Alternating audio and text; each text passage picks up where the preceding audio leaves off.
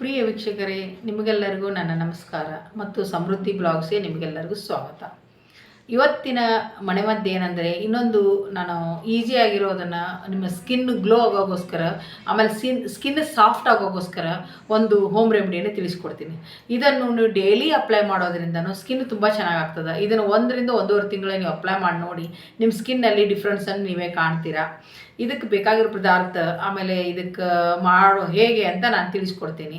ಆಮೇಲೆ ಯಾರು ನನ್ನ ಚಾನಲನ್ನು ಹೊಸಬ್ರು ನೋಡ್ತಾ ಇದ್ದರೆ ಅವರು ದಯವಿಟ್ಟು ಫಸ್ಟ್ ಸಬ್ಸ್ಕ್ರೈಬ್ ಮಾಡ್ಕೊಳ್ಳಿ ಮತ್ತು ಪಕ್ಕದಲ್ಲಿರೋ ಬೆಲ್ ಐಕಾನನ್ನು ಪ್ರೆಸ್ ಮಾಡಿ, ಅಂದರೆ ಮುಂದಿನ ವಿಡಿಯೋಗಳು ನಿಮಗೆ ತಲುಪ್ತದೆ. ಓಕೆ, ಇವಾಗ ವಿಷಯಕ್ಕೆ ಬರೋಣ. ಏನಂದರೆ, ಫಸ್ಟು ಒಂದು ಬೌಲಲ್ಲಿ 1 ಟೀ ಸ್ಪೂನಷ್ಟು ಚಂದನ ಪೌಡರನ್ನು ತೊಗೊಳ್ಳಿ. ಚಂದನ ಪೌಡರ್ ಅದು ಅಂಗಡಿಯಲ್ಲಿ ಮೆಡಿಕಲ್ ಸ್ಟೋರಲ್ಲಿ ಸಿಗುತ್ತೆ, ನೀವು ಕೇಳಿದರೆ ಕೊಡ್ತಾರೆ. ಆ ಪೌಡರನ್ನು ತೊಗೊಳ್ಳಿ.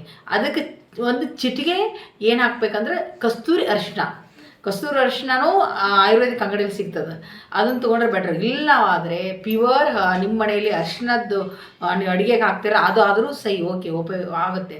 ಅದನ್ನು ಒಂದು ಚಿಟಿಕೆ ಹಾಕ್ಕೊಂಬಿಟ್ಟು ಅದಕ್ಕೆ ರೋಸ್ ವಾಟರ್ ಇರುತ್ತೆ, ರೋಸ್ ವಾಟರ್ನ ಮಿಕ್ಸ್ ಮಾಡ್ಕೊಂಬಿಡಿ, ಪೇಸ್ಟ್ ಆಗುತ್ತೆ.